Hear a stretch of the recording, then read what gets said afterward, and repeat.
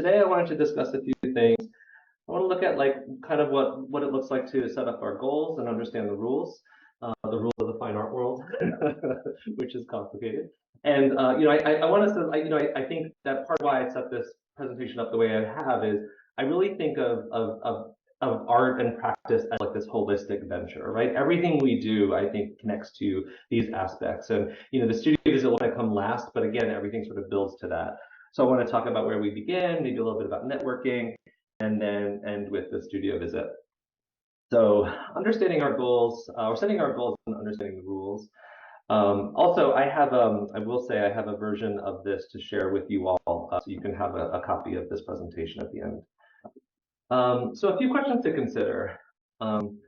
I think it's kind of amazing that I talk with artists, both that are out of school. I talk to young, of course, I work with a lot of young students getting their MFAs or their BFAs, and I think there's this sort of belief that success looks like one thing. And I think in some cases, it's I'm going to go to New York, I'm going to show my work, and I'm going to be a selling artist signed by a gallery. In some ways, it feels like that's become this sort of like this aspirational monolith of like what success looks like. And I think it's just we have to pause for a second and ask, how do we begin to define success for ourselves, and what might that look like?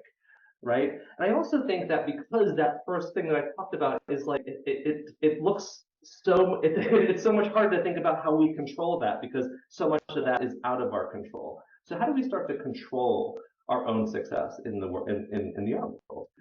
As we know, success, or we should know, our success is subjective, right?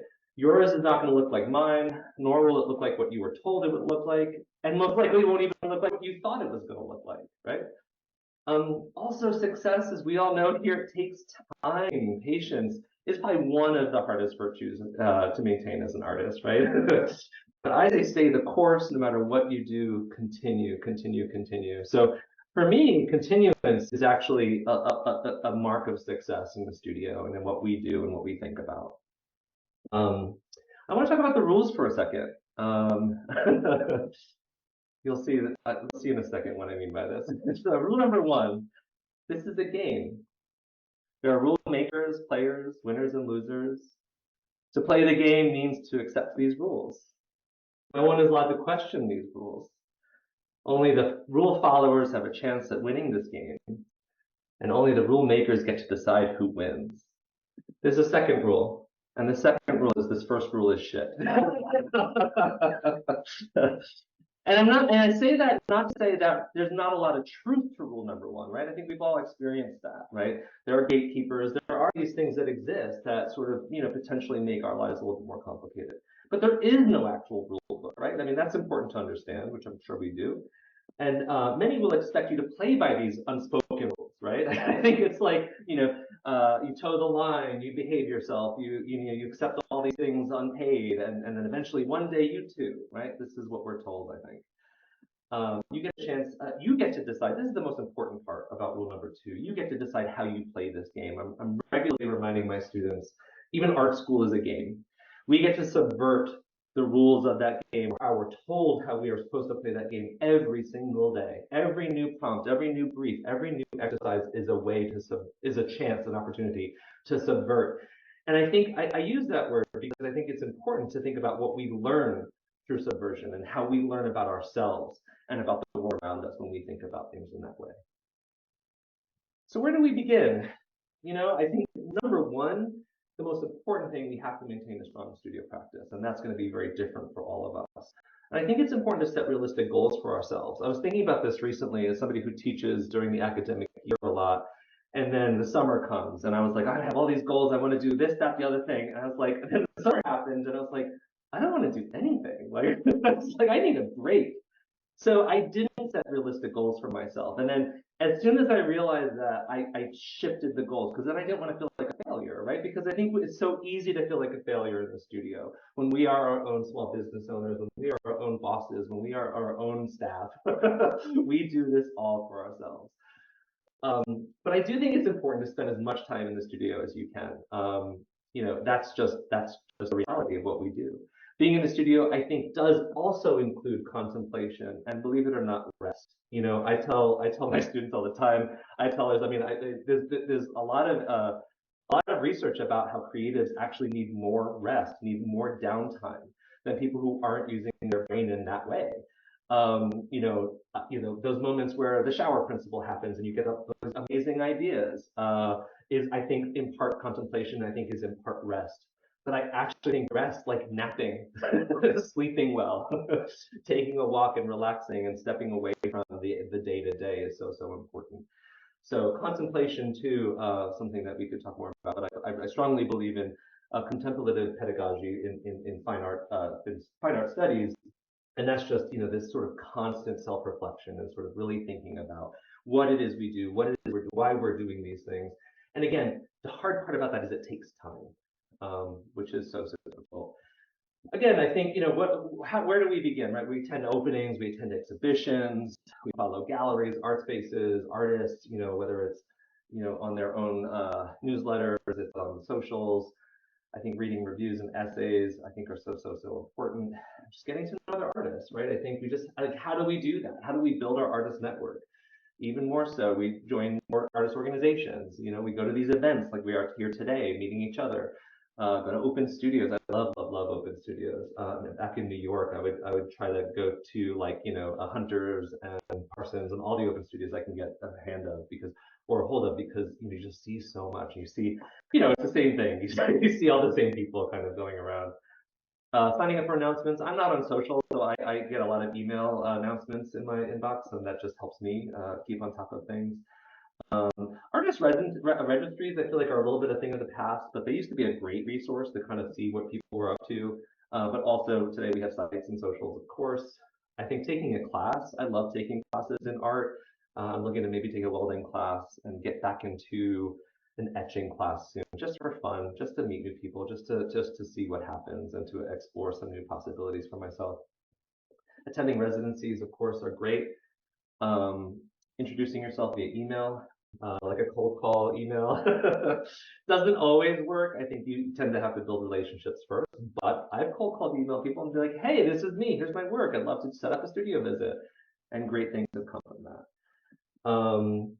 Yeah, I mean, what else? What else have we done that works? I think that has succeeded for you. Something to think about. Maybe we can come back to that. Um,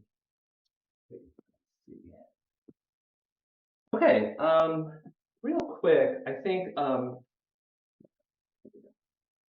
networking. I think I used to roll my eyes at this idea of the elevator pitch. It just felt like such a corporate sort of like capitalist venture. And I think over time, when I spent more time with it and I started really developing these courses like this, it started to make a little bit more sense to me. And then I purposely, when I usually show this, I usually show like a speaker at a corporate event talking about the elevator pitch. It's so brilliant. It's kind of funny. It's just my humor. But it's like, and how do we adapt to those things? And actually, there's things to learn, right? And she goes on to say, "This is a 10-second to 10 word," and I think that's right. I used to work at the Vermont Studio Center back in 2006. I was there for a full year. I was in the kitchen with Mark, and Lizzie and I were in the kitchen together. And I don't know if you all know the Vermont Studio Center, but it's like the largest artist residency for artists and writers in the United States. At least it was. I think it's like 50 new artists every month.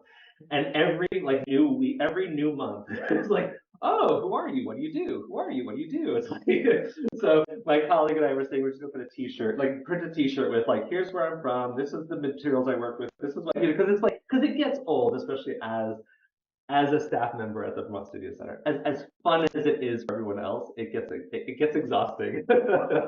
But I think that too, because as soon as you meet an artist, whether you're ready to have that engage in that or not, everyone's like, "Oh, what do you make? What do you work with? And it's like, "Oh, maybe I'm not in the mood." So I'm gonna come up with a T-shirt. But that said, we should have this at the ready, right? Well, what do we make? What materials do we work with? What mediums do we work with, right? What contexts are we dealing with, right? What concepts, philosophies? I think this is really important to have that quick 10-second, 10-word, boom, this is who I am as an artist. And I think that, there is that longer version of what we can say we do, right? How do we do it, right? I do think it's really important. This is what one of the corporate speakers said is don't reveal all the details. You want them to say, tell me more. How do you do that? I think that's really important. You want to have them engage and you want to have that back and forth.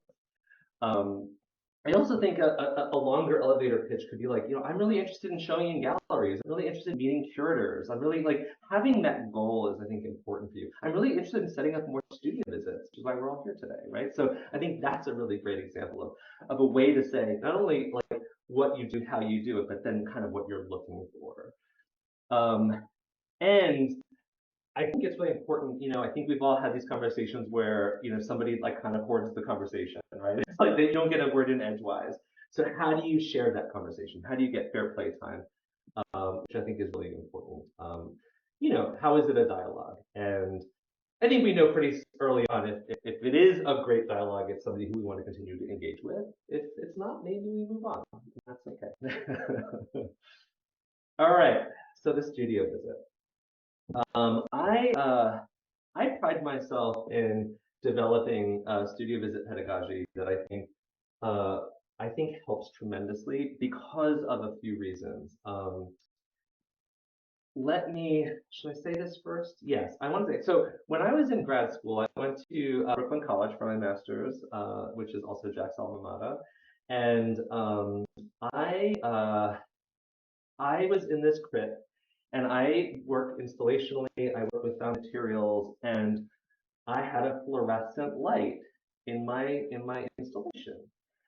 Well, there was probably 11 of us or 12 of us, including the professor. We had an hour and 15-minute conversation about Dan Flavin. God forbid I use a fluorescent light, right?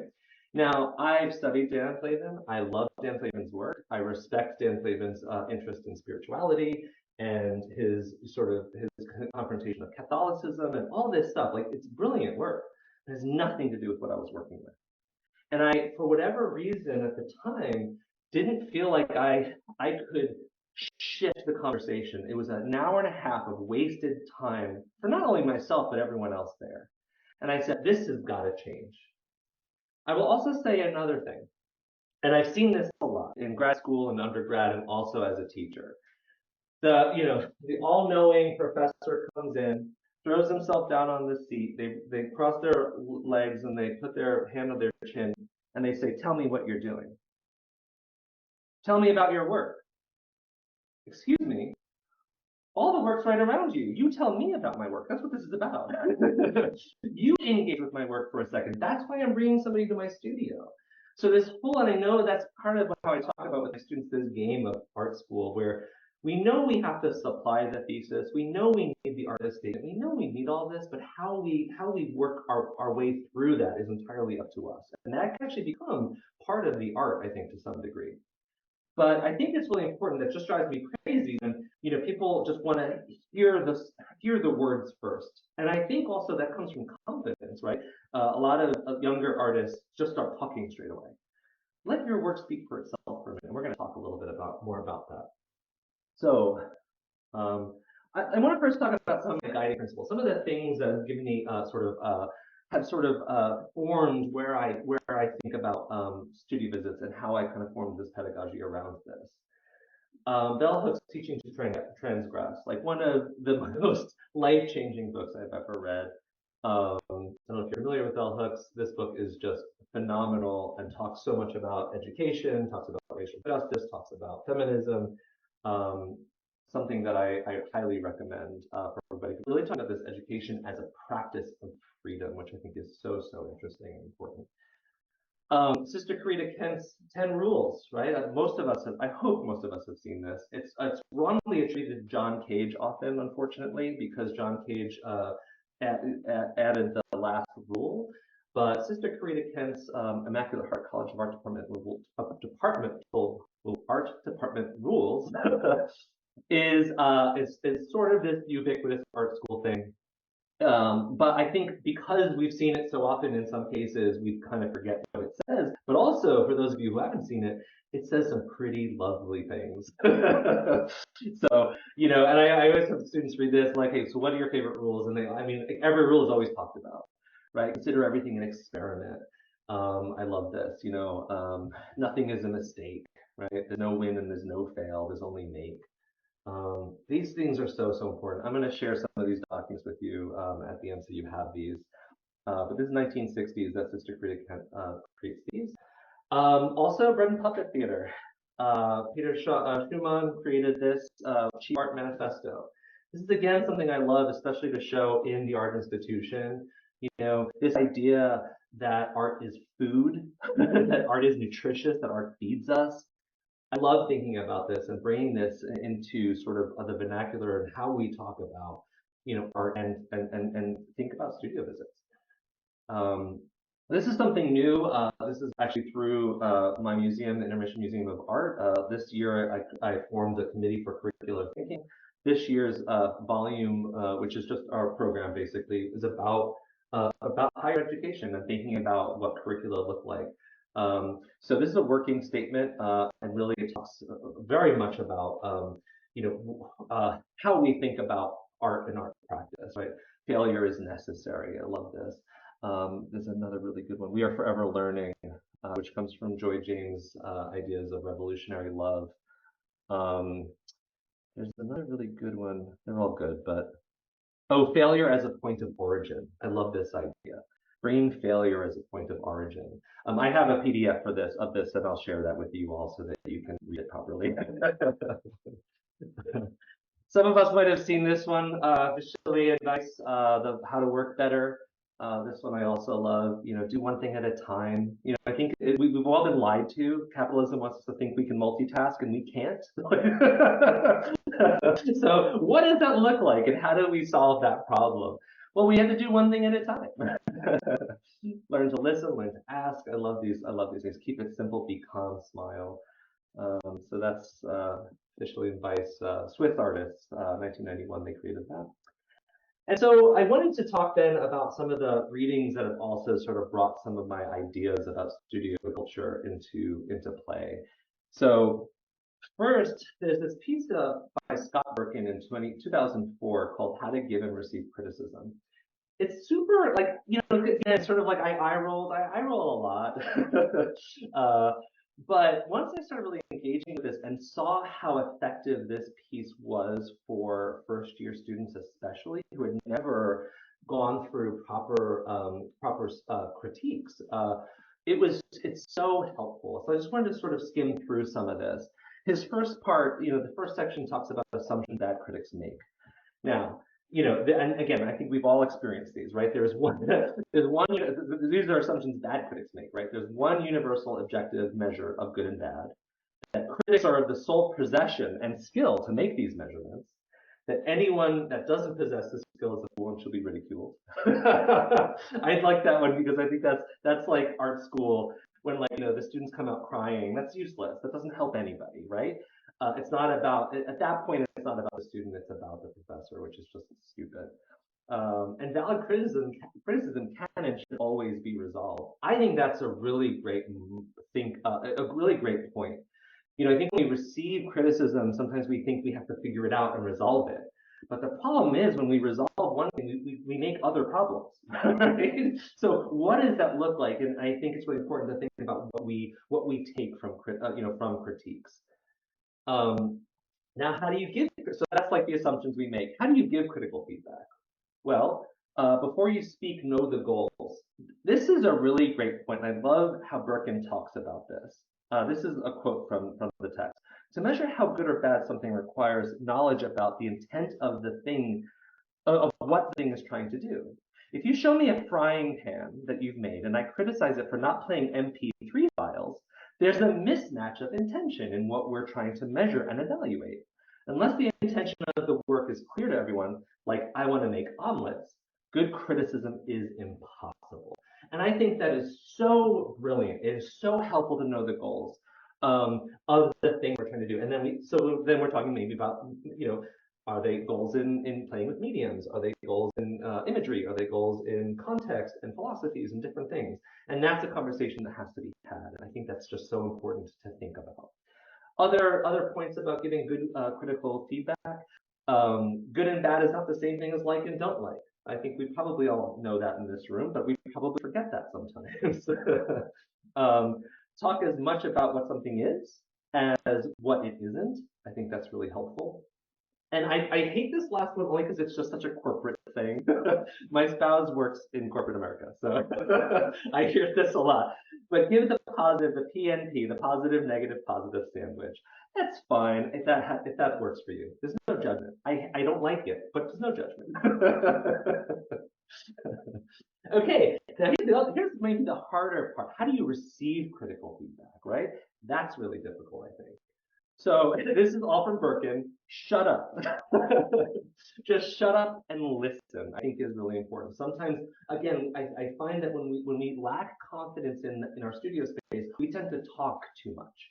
If we stop and listen, it really kind of helps us engage more about what our visual language is saying. I talk about this all the time, and I'll talk about this a bit more, a little bit more in the presentation. But we are engaging in visual language, right?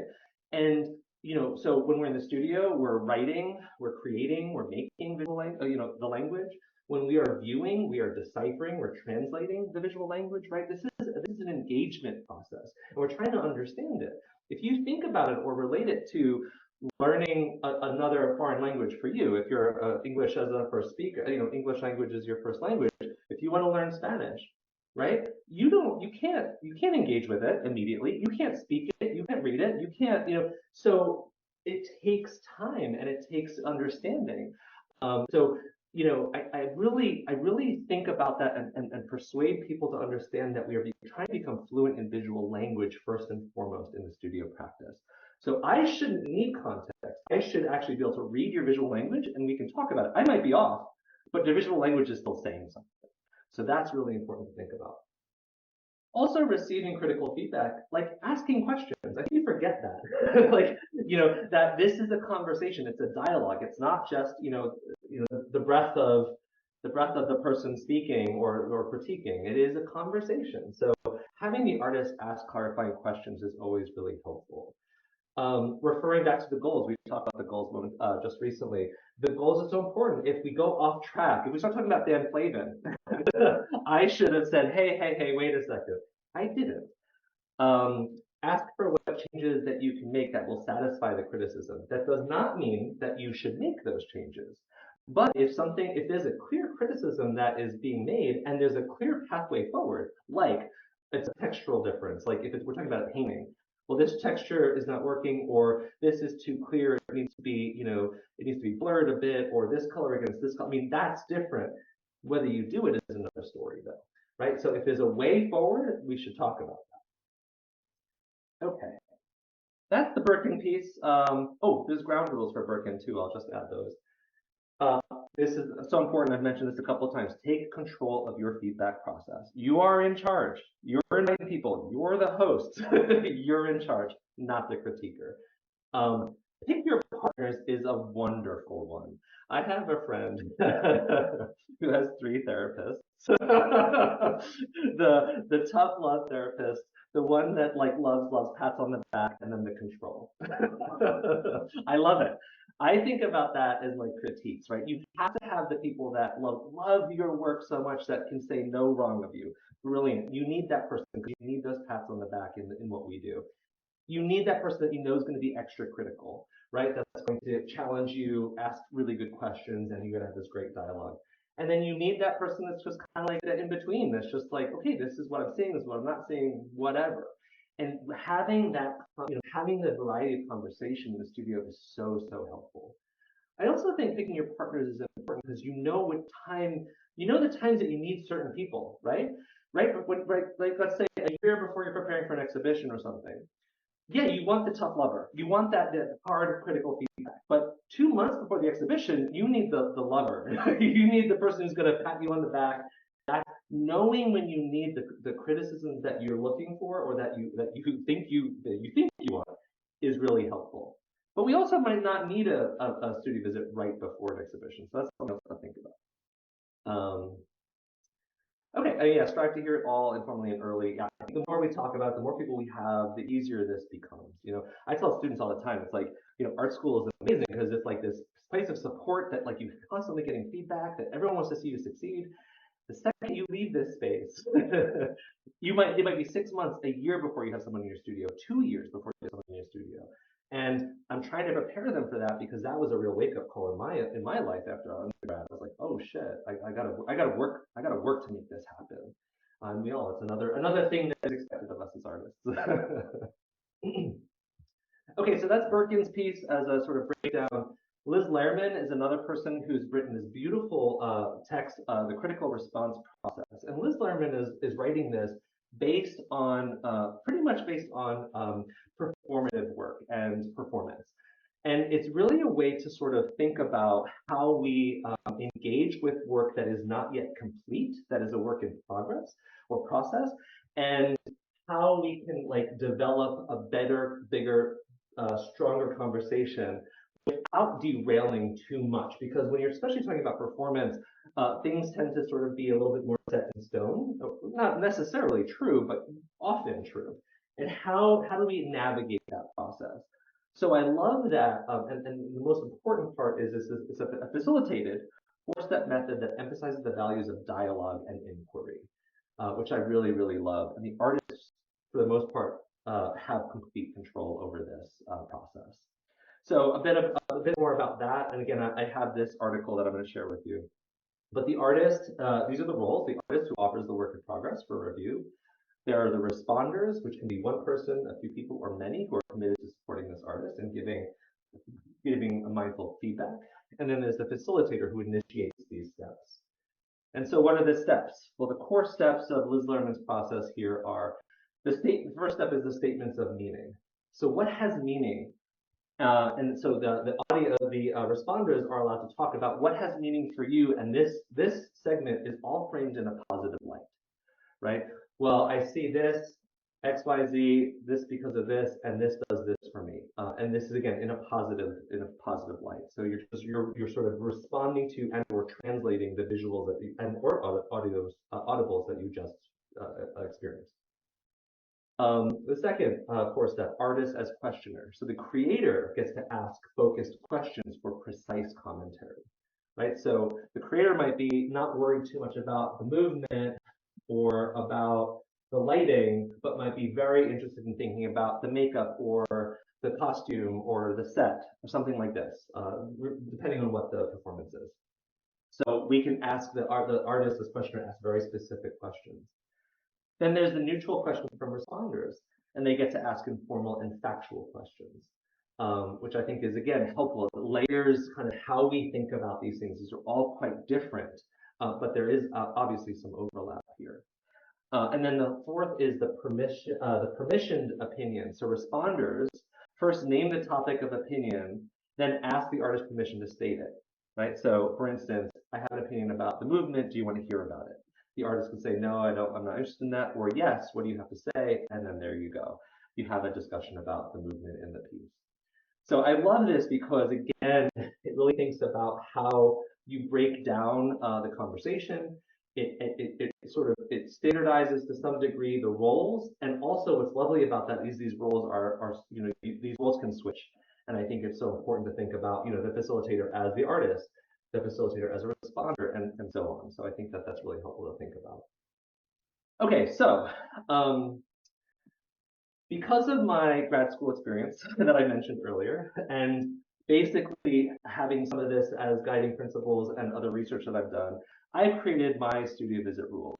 I have studio visit rules for the viewer and critic, and I have studio visit rules for the artist.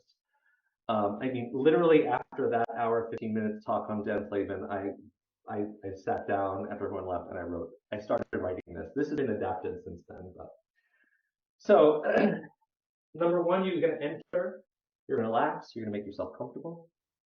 Number two, you're going to spend 2 to 5 minutes silently looking before speaking or asking questions. This will feel like a really long time.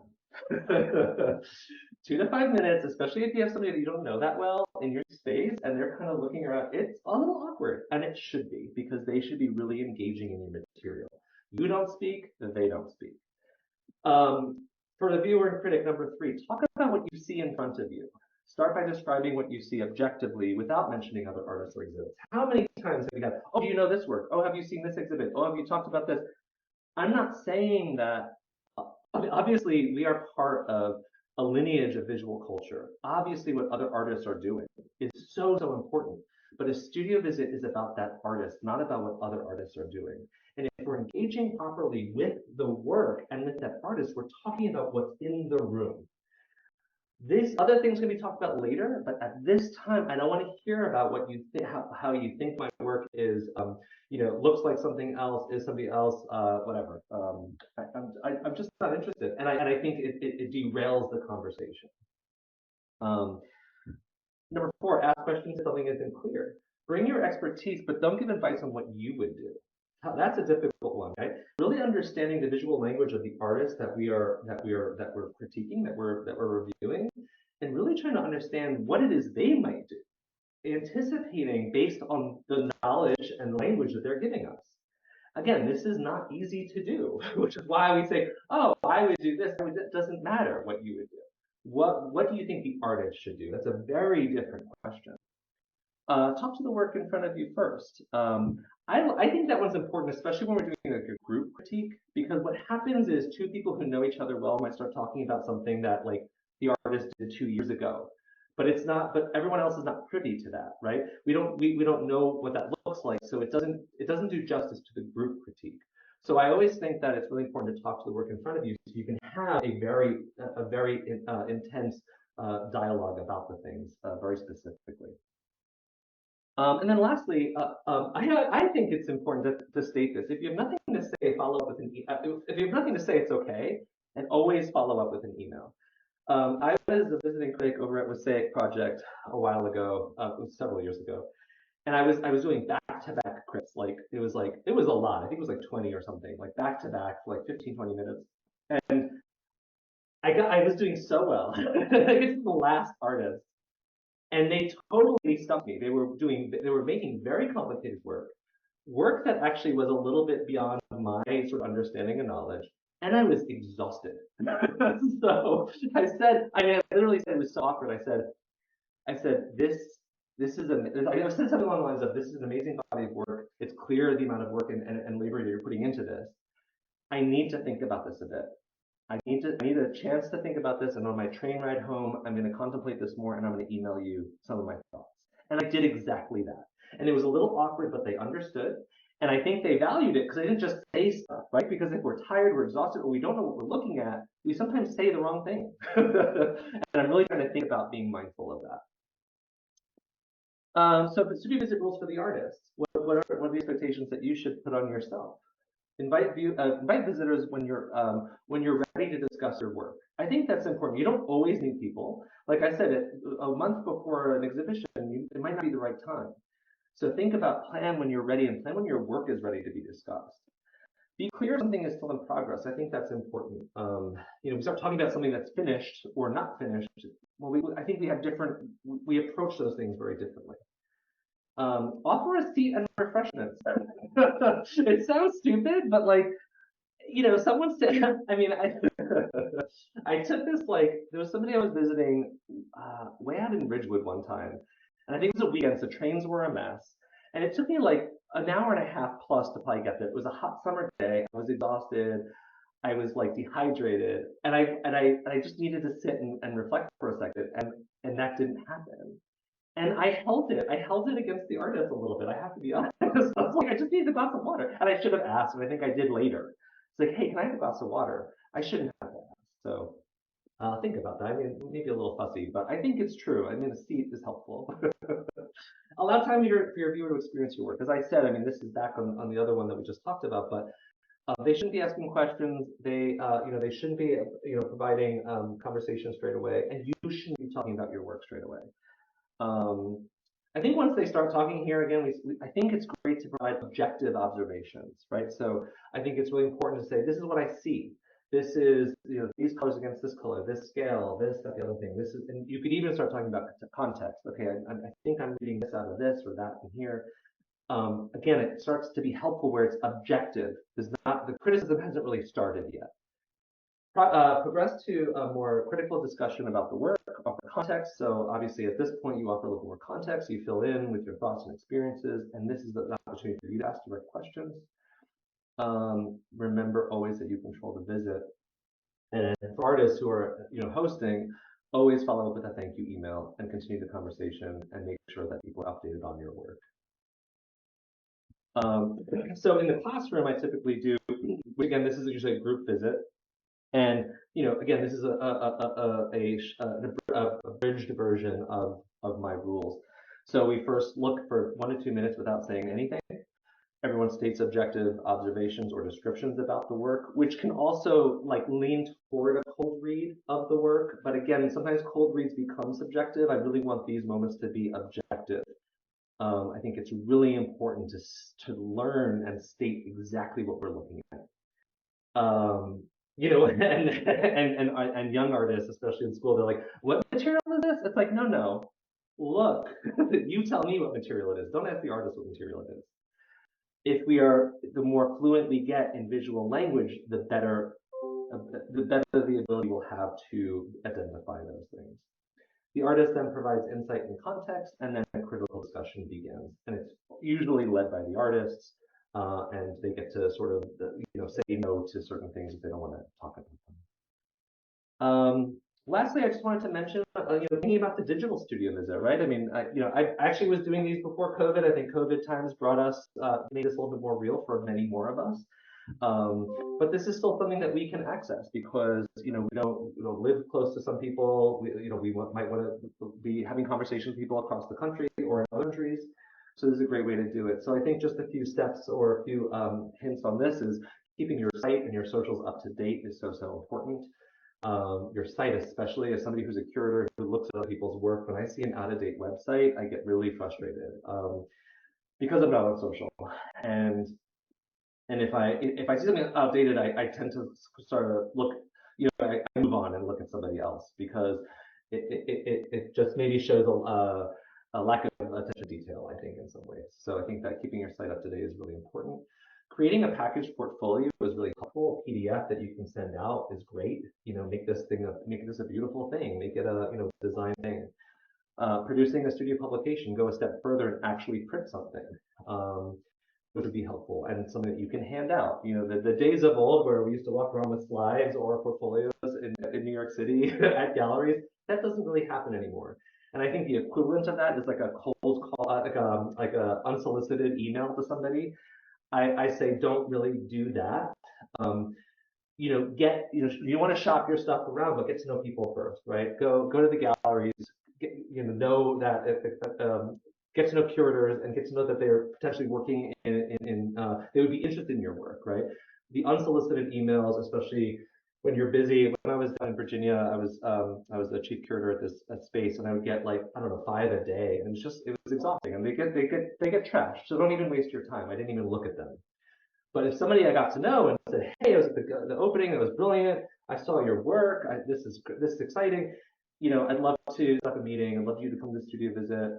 That's how you develop these relationships. Also, I forgot to mention, if you're producing a studio publication, get somebody to write an essay on your work. Maybe you could do a trade, maybe give them a small stipend, a small honorarium, a little payment. Maybe there's other ways to do it. Make them a nice meal. Pay them. We should be paying people if we can. But getting somebody to write your work, have a nice essay, plus a beautiful catalog of your images, that would be great. I think that's it. Thank you so much. I'd love to talk about maybe open up the conversation and answer some questions. Wow. Thanks, John. Well, I have a lot, but also if anyone has any questions, throw them in the chat. I mean, one of the big things that I take away is setting up your goals. And I think that's really important to note because you were talking a lot about studio visits, and it seemed a little bit more towards the crit visit.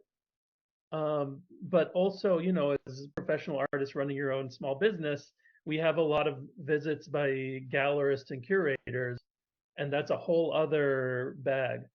Um, and I find also that some of those art professionals don't know how to have good studio visits or talk about artwork in general. Mhm. Or they feel like sometimes they feel like there's a fear when they come into a studio to make an opinion.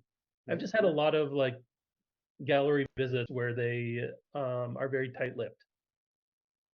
So yeah, I mean, I think again, it's like, and yes, I think this is a maybe geared toward criticism, but but I think it relates because I mean, I've had many curators in my space that will offer criticism. I was like, wait a second, and that's also fine. That's part of the conversation that I want to have.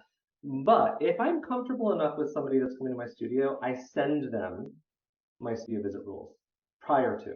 I actually send them an email like, I'm so excited to meet you, just confirming the time. I need to take a look at this. This is how I like to run my visits. And if I'm not as comfortable with them, if I don't know them as well, I will have when we introduce and they come to the space, I will have a quick just sort of introduction. Like, here's my work. Everything that I would like to talk about is out in front of us. I'd love you to look for a few minutes before we say anything. So as simple as that, right, I think is helpful.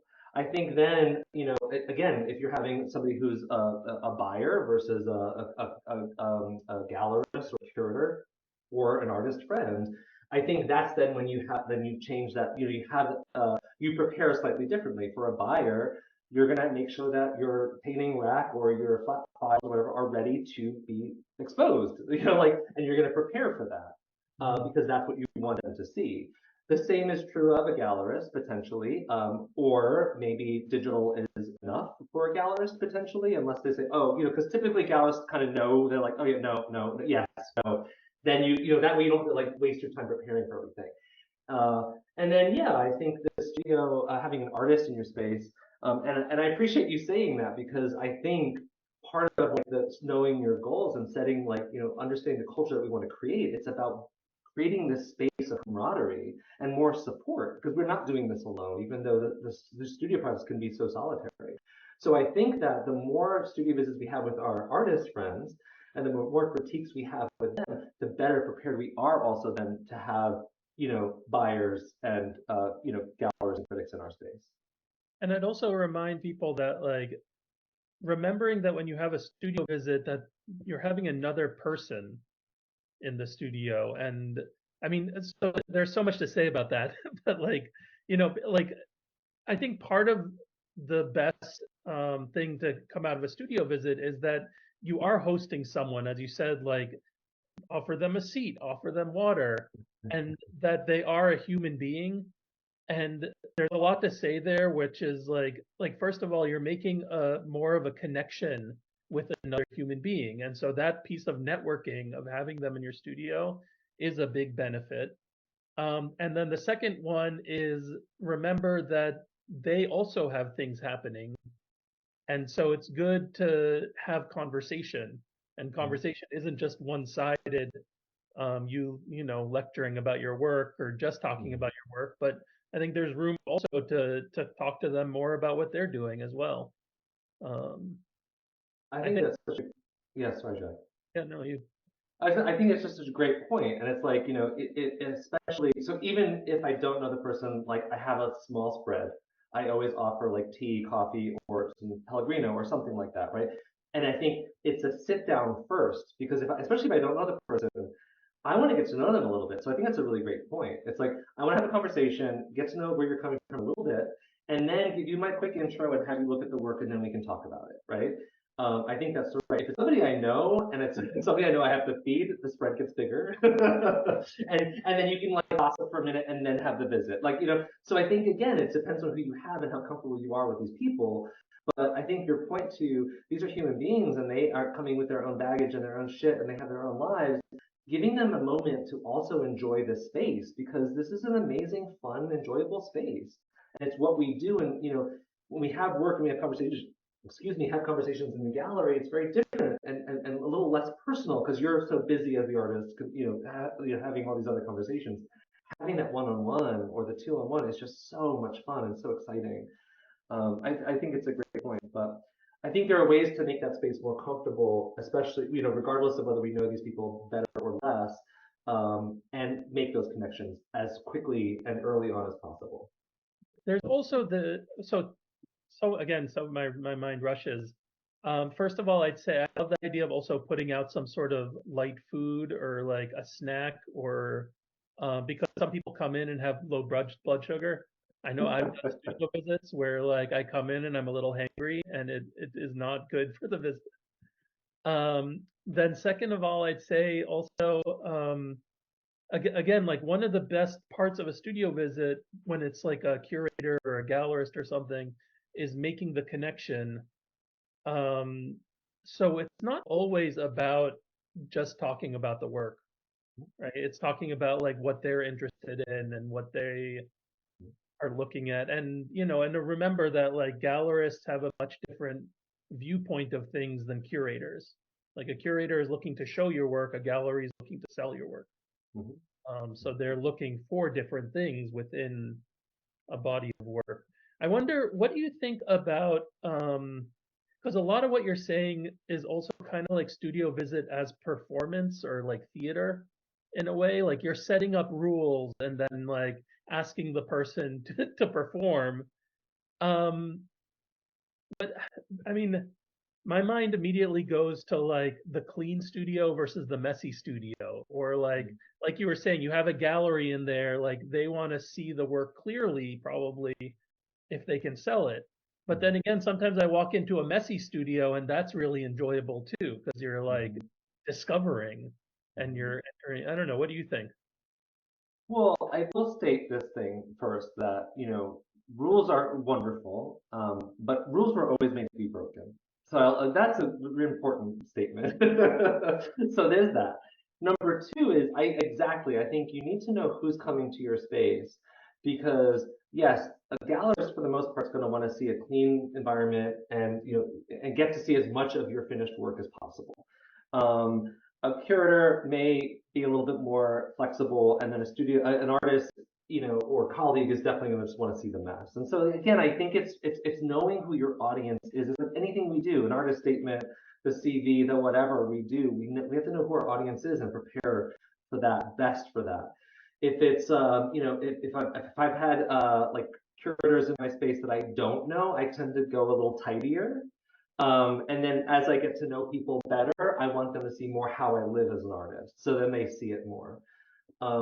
But I really appreciate you catching on the performative element of this too, because honestly, I do think it is performative. I mean, many of us are introverts, artists, solitary artists. I don't mean to make a gross generalization, but many of us are. I am an extreme introvert who is in a very extroverted role. And I managed through that because I mean, I'm a performer. Like I'm a performer in the classroom, I'm a performer in the studio, I'm a performer when I go to openings. It's just how I have to cope. So I mean, I think that's a really good point to hint or to make. I think about these things. I think, what hat, I think we're expected to wear so many hats. So another way to talk about that is the hats that we wear as artists, right? For me, I compartmentalize by performance, but you have to be your marketer, your graphic designer, your, your publicist, your this, that, the other thing, your copy editor. I guess, yeah. How do you think about that? What hat are you putting on? And I think that hosting a gallerist versus a curator versus an artist friend, these are different hats that we have to wear and we have to get more comfortable with it. But I still come back to this idea that the more ease that we bring to that space, and I think that happens, the more practice we have, I think that happens with our colleagues, with artists, with friends, the better we get at this, right? I think we use the word practice in art so often, and I really think that's important because this all takes practice. Yeah. Um, can you talk? I think a lot. I've been doing a lot of virtual studio visits, especially as I moved out of the city and um, or New York City. And so the virtual studio visits that I've been doing are more like a informal artist talk Mm, and less seemingly about like getting critique. Um, I don't know. Do you have thoughts on that? Is it? I mean, it seems difficult to get critique on work that you're just seeing over. Mm. So the short version is I actually I in 2015 I started Studio L, which is an art school that that basically I was teaching students in London while I was back in New York City. And exclusively we were engaging in the digital space. And so that was really exciting. And I mostly started this because I was like, you can't do this. And when it worked, I was like, oh shit, like this is amazing that it can actually work. Um, so the way I go about digital studio visits, I think it's really complicated to expect that, and I don't know how you run them, Jack, but like I think it's a difficult expectation to think that okay, here we're gonna join a Zoom for an hour together and we're gonna get to know each other's work and yeah, that's complicated. So one of the rules that rules again, I use that word. One of the things I like to do is I create the packet, the PDF, whatever, and I send that to the person that's visiting before we meet. So they've had an opportunity. And I really do treat that less like, you know, and I give them a little bit of text, context, all that stuff so that they can kind of gain a sense so that I feel like the discussion that we have is a little bit more fruitful when we actually get together.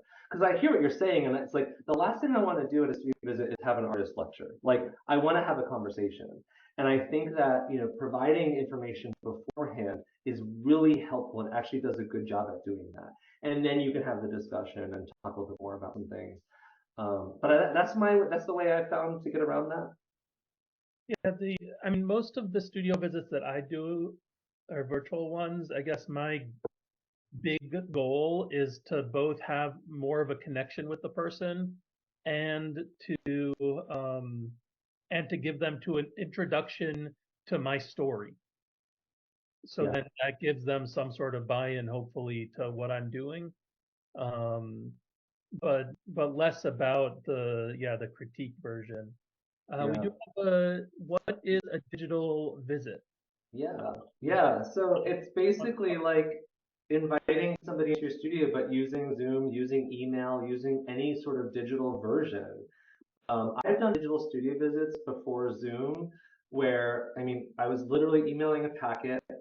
I would get typed written feedback, and then we would have a dialogue via email, and then eventually chat on the phone. That to me is a digital studio visit because you're engaging in the digital space.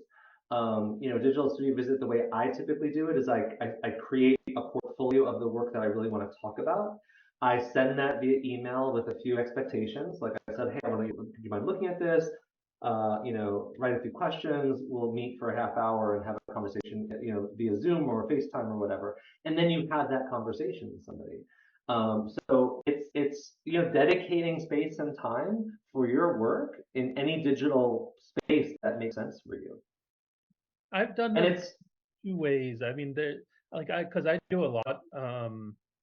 I do like four maybe a month like virtual visits, and they are often the ones that I like the best are slideshow based. So like somebody has a PowerPoint about their work, and then they go through, and then you interrupt and you say, "Tell me more about your process there," or like, "Tell me more about this thing." There are people that also do it on like their cell phone and they walk you around the studio. I don't like that as much because I think the image quality isn't very good. So I don't get as good of a sense of the images, and you can't like really dig into a painting as well, in my opinion. Um, Yeah, I think my students like to talk about work on their cell phone. I'm like, okay, get it on your computer at the very least. Like, I can't. Like, it's just so. Yeah, I mean, I agree with that. Like, um, as a gallerist, I used to have people come in every time, like, show me their phone. I'm like, send me an email. Like, I can't. I'm sorry. So, you know, um, I really love what you're saying about like don't be afraid to give people a layout of what you're expecting and like set up, as you say, like rules. But yeah, just setting up what you're expecting. I think people will appreciate that as long as it's not too onerous. That like you're being professional, you're saying what your needs are, and then you Mhm. accomplish them. And when you say I keep going back to the positive, negative, positive, like that's super corporate. But at like dinner time, we always do rose, rose, thorn, bud. And a rose is something we're grateful for. A thorn is something we're complaining about, and a bud is something we're looking forward to. But I could see a studio version of that game of saying, Mhm. like, tell Mhm. me two things you like about the work, one thing that maybe is like not working for you, and one direction you'd like to see it go. Yeah, yeah, I And I love think that that. that could be good, and especially like saying two things that you like about the work might help like break some Yeah, cycles of negativity that some studio visits can enter into. yeah.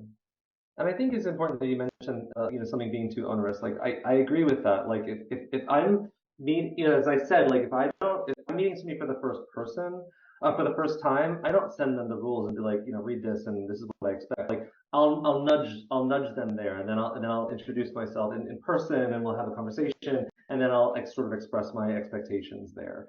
For people, like I said, like, I think that's really important because, people can be tricky, and people have their own shit that you said that they bring to you, and they don't want to deal with another prima donna artist. Like, so I get that, I understand that. So you read the room, you have to read the room, and you have to talk to the audience, and know who you're working with. And I think that's the difficult part is, you know these rules are kind of a joke. It's sort of, again, my humor, because there's no one way to do this, and you're going to be different every single time. So that's why I like the rules, so that they're there as sort of parenthesis. How you navigate those rules is up to you. I think we also might need some rules for just engaging with people in conversation. Like, because sometimes studio visits can go very poorly. And like, I remember like having studio visit with the gallerist who was like, I just don't think you're being honest in this work. Mm. And like, I thought it was like such a like non critique, but I did Mm-hmm. also was young and I didn't know how to like get out of that. So I Mm-hmm. just took offense and then clammed up. But I feel like one of the things I do with every virtual studio visit is I reserve 10 minutes before the visit to Google the person and what Yeah. they're and again, like going back to the idea that you have a human being there and they're doing things. And I think one of the things to remember is that like people love talking about themselves. That's really like anyone that comes into your studio, if they just talk about themselves the whole time, they'll leave happy. I don't know if Yeah. they'll leave knowing about your work, but they'll leave happy. And I like you can always like misdirect them in that way. I think. That is such a great point. And actually, I forgot something I wanted to say when you said something earlier, and that was going to be: do your homework. Exactly what you said, Jack. Like, if you're having a gallerist come in, look them up, look at the work that they represent and sell, know what you're getting yourself into. Same with a curator, same with an artist friend. You want to know what work they're doing. That's why you're asking them to come in and talk about their work. But like, to your point, this is a dialogue. You want to talk about them as, maybe not as much as they're talking about you, because this is your space and you're hosting, unless it's a gallerist, because yes, you're probably right. It's mostly about them. And a collector. I mean, like, know what collectors are collecting. Maybe if you can find what price points they're spending. Like, I mean, this is important. If you can get that homework done, that's brilliant, because you will be more prepared. It's just so helpful. And so, Again, yeah. like about knowing your goals, like is your goal to make a connection with this person and sell work, or is your goal to get critical feedback? And Right. let's say like I'm having trouble with this painting, it's not looking right, and like I want your advice on where I should go with this. Whereas if I have a gallerist in, I want them to be looking at a complete body of work that they're going to hang in their gallery, not Hmm. necessarily giving me advice on like what colors to use. uh, Hmm. which maybe that's what they want to do, but Yeah. figuring out those goals and making them come together with the other person's agenda. We Hmm. had another question of, do you have an idea on dress code? Dress code for an artist or um, Hmm. for a curator or gallery visit. Like, let's Oh, I say love that. the curator from your local museum is coming in. Um, I know my answer, but what's I love that. First, I just want to point out, by the way, I put all the resources into that. So if you scroll over the chat, you see those three dots. Click on that, which is more, and then you can copy and paste that into your own documents. So you have all of those. Just want to show I'll you be that. sharing all this later for everyone. Okay, perfect. I just want to make sure people have that. Dress code is so interesting. I think. Uh, Sure. I mean, so I come from two immigrant parents, and my dad always said dress, and it's that thing that you say, dress for the job you want, not the job you have, right? That's what we've heard. Um, I think that's true. My uniform, and I wear uniforms, it's just what I do. My uniform used to be, dark indigo dyed jeans with a t-shirt and a sports coat, navy sports coat. And that's what I wore all the time, regardless of what I was doing, except in the studio. I relaxed my dress code a little bit and my uniform. But I'm gonna clean up. If a gallerist is coming, I'm definitely gonna clean up. If a curator is coming, I'm gonna half clean up. If a buyer is coming, I'm gonna really clean up. Because a buyer and a gallerist are buying you just as much as they're buying your work, right? So you have to give them that image. If an artist friend is coming in, I'd roll out of bed. I mean, it does become like it can become gross. I think the bottom line is to wear what's comfortable, but also like not be stinky. I think I don't know if I need to say that for this audience, but like for like grad students, you might want to say that. Mhm. I think but then like it can get really complicated with like social signaling. Like if you have like a big time collector coming in, um, they want the people use clothing and brands as signaling, Yeah. but I feel like that's a game that is just not worth getting into too deep, Yeah. um, because I we're not mean, artists. you want to be authentic, you want to be yourself. Like I say, I wear a uniform. I have a default thing to wear. Like that's just what I wear. So that just makes sense for me. I think your point to being comfortable is really important because you're on display. It's a vulnerable moment. Make sure you're comfortable because it's gonna be vulnerable. Um, If you're afraid, Jenna has. wear your Oh, pink sorry. clothes, right?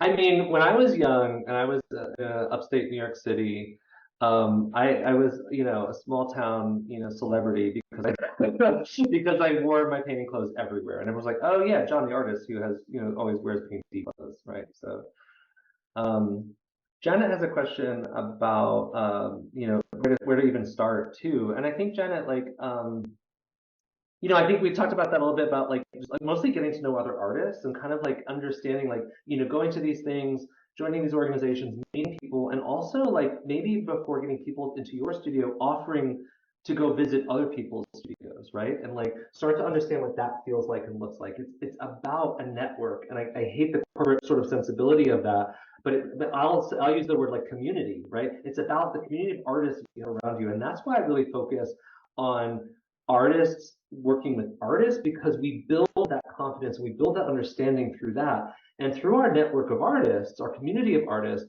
we learn about curators, we learn about exhibitions, we learn about open calls, we learn about all those things. And the more you build on that, the better equipped you'll be. And then again, the patience part of this. In a year's, 2 years time, maybe you're having a curator come through every few months. Maybe you're having a collector come through once a year. That's, I mean, a goal, but it's not going to happen straight away. I think it's building on the relationships you have now, and and making that pool of relationships bigger as big as you can at this time. And I will also say you don't need to have a really fancy studio in order to have people into your studio.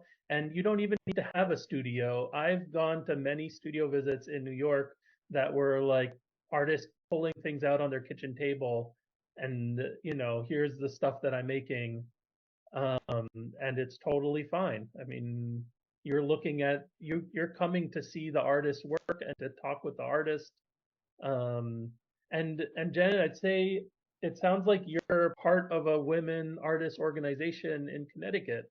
So you know people that can come to your studio and have a friendly chat about the work. Like it doesn't have to be Mhm. big, you know. Yeah. We're not thinking like MoMA curator here. We're thinking of having people come into your studio, talk about the work, or just talk just to talk. you know, and hopefully to ask you questions like even what kind of paint are you using here, and like, you know, what did this make you think of when you were doing it? Just to start chatting. And the goal could be, I mean, a long time ago, my goals have changed a little bit, but a long time ago, my goal was I want to be in a Whitney Biennial. And so I'm going to make decisions and invite people based on those goals, right? Like Jack mentioned earlier. So yeah, it might not be now, but in 5 years, you might get some big time gallerists and curators coming through the space, but it does take time. Jack, I love the point that you mentioned too. Like, and I begrudge this point so much because everyone's like, I don't have a studio. I don't have a studio. It's like, wait a second, where do you make work right now? That's your studio. If you dedicate 3 hours a week to, if your bathroom is 3 hours a week, the space where you make work, that is your studio. Do never feel guilty for that. Never feel less than for that. Now, if you can, if your living space is also your workspace, and you can curate maybe your living room with a bunch of artwork, and then have a desk where you have other work, like then also do that. Like think about how you optimize those spaces. Having people over to the home is great as long as you're comfortable with that, because you have the kitchen where you have a little conversation, you have a little spread, you welcome them, then you bring them around to the gallery space of the living room, let's just say, or the hallway, which might have work hung, and then you go to your office space or a table or whatever, and you talk and you show them other work. But never feel less than if you don't have a quote unquote. There's so many requirements of us as artists, and this idea that we have to have this like amazing, beautiful space that we see some of these amazing famous artists have. Like, I don't have that. I'm in a second bedroom right now. And I'm lucky and privileged enough to have a second bedroom. Not everyone does. All right. Well, I think we're doing pretty good. I love leaving on that note. I feel like we should have said that at the beginning, that like you don't need True. a studio to have a studio visit. And also the virtual, you know, if you're not comfortable having someone over to your house, then put together a PDF. I think Google Slides is free. Thank you so much, John. Yeah, it's my pleasure. Thank you all. I really appreciate you being